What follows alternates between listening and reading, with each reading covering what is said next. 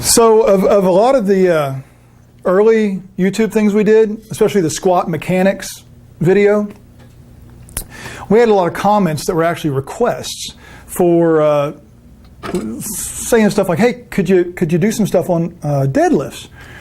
And even some of the videos that didn't have anything to do with squats, maybe like the leg press video that we made, which I thought was kind of fun because we went into resistance properties and stuff I like. But yeah, even on those they were going like, cool, what about a deadlift? So this is not meant to be all-inclusive in any way, shape, or form. It's just a couple things that popped into my head so that we can make all you deadlifters happy, at least temporarily. And ultimately, we're going to have to do a lot more because this is a popular subject and it's a very in-depth subject. And like everything on YouTube, this is just a splattering, right? Just a little tidbit of what's really needed to talk about this. Anyway. First thing I have to ask you is what kind of deadlift? I see kind of a stiff-legged version. I see a dumbbell version. Somewhere someone's doing like the trap bar version. I guess not in these. But you know what I'm talking about, that hexagonal shaped bar that wraps around you, which changes everything compared to having a barbell in front of you. So I have to ask you which kind, and some people would come back and go, which kind's best? And now you're wanting to label and classify something as good, bad, best, worst. And the problem is, for any of those, I've got to know, well, at least 5 things. For whom? Who are we talking about here? Who are we talking about? What's their goal of this thing? What do they have available inside their body? Joint ranges. Muscular output. What do they have available? Do they have the awareness to control their body? Do they own it, in other words? And what is their tolerance? What is their back tolerance? What is their hip tolerance? What's their ankle tolerance? What's their systemic tolerance for this thing? It's really important questions to me. They're the questions that, to me, turn every generalization into the specifics that are important to actually dealing with an individual. So how do you do it? I can't tell you. Are the general things I'm going to say applicable to you? I'm going to keep it kind of to the biomechanical realities. But whether you apply it to you the same way I'm talking about here, that's always another story.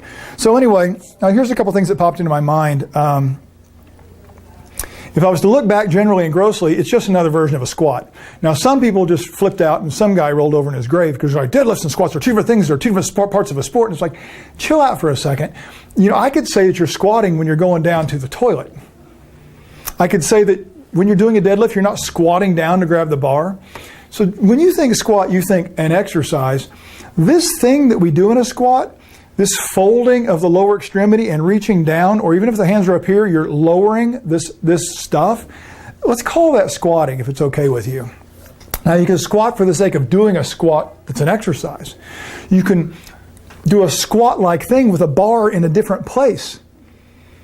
A lot of the things still hold true, but because the bar is in a different place, some things change. So now imagine this. When we looked at the squat mechanics before, the bar was up here somewhere, and its placement and the length of your trunk, that all played into where you needed to be, as did these proportions. And I don't want to rehash that much, but here's an interesting thing. Where that bar is, assuming the bar is significant, if it's not just the bar, a 45-pound bar and a 200-pound guy, that bar doesn't mean much in terms of its effect on your center of mass. But if you're a 200-pound guy and you're deadlifting 400 pounds, or even 200 pounds, your body weight, that bar is a major influence. It's 50% of the influence in your center of mass. If it's 400 pounds, it's 2/3 of the influence. In essence, that bar becomes your center of mass for someone who's doing a heck of a lot more than their body weight. That means that it becomes this line. That bar must travel in this line of force, this line of resistance. And because it's a bar, it's got to go in front of your knees. You're not taking that bar out here in front of your feet and around your knee. That means your knee stays back here. Now, if you remember from squat mechanics, there's a give and take anterior-posterior relationship between where the hip goes and where the knee goes, anterior-posterior. If the knee can't go far anteriorly, then the hip must go further posteriorly.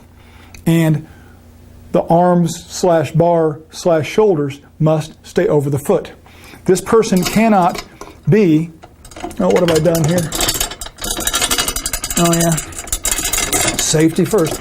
This person can't be back here with this bar in their hand. It's got to be out in front of their knee and over their foot. In all honesty, a deadlift is interesting because A, the moment arms are not at the knee.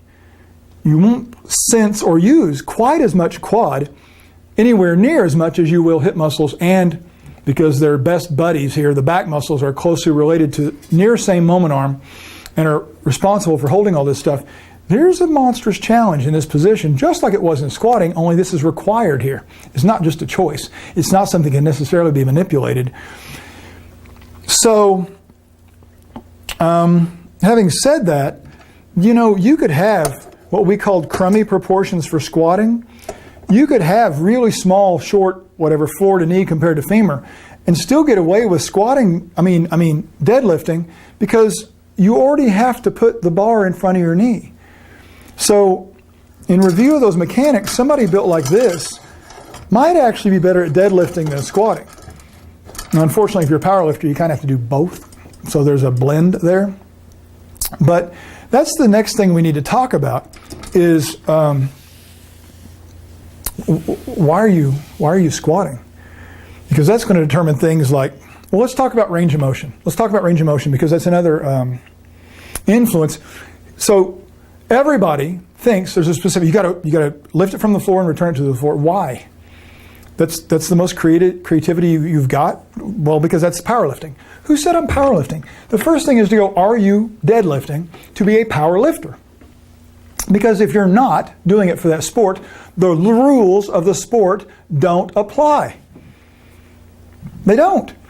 What is your goal for this thing? What are you trying to affect? Well, I'm just trying to get better at deadlifts. That's good to know. The skill of it.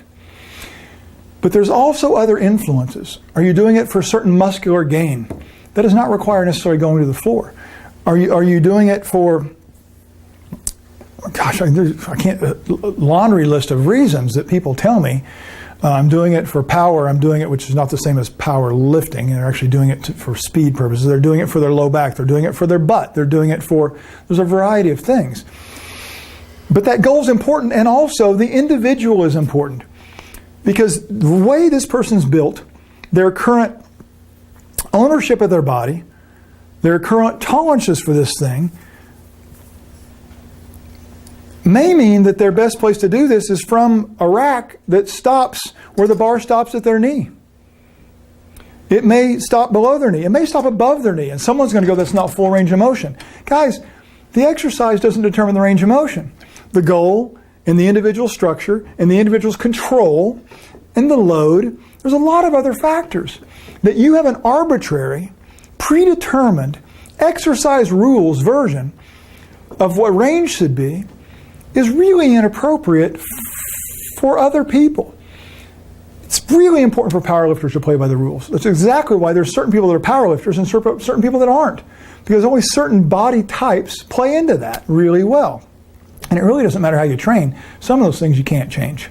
Some of those people are just not going to be phenomenal powerlifters. They can participate, but you know what I'm saying. So anyway, I think one of the big messages here is what are you trying to get out of this thing? And all of these things ultimately have to be based upon the goal and client-defined scenarios. I can't decide how to do this until the person's in front of me. And when they're in front of me, they bring all the answers. Because my questions are going to be, who are we doing this? What is it for? Why are we doing it? What do they bring to the table? What do they have? What do they own? What do they tolerate? And some of that stuff will change and some of it will not. But that client-defined idea, or if you're the client and you're training yourself, how you're built, what you can currently do, might require steps to getting towards what you want to do in the end. And sometimes our expectations are not founded in reality.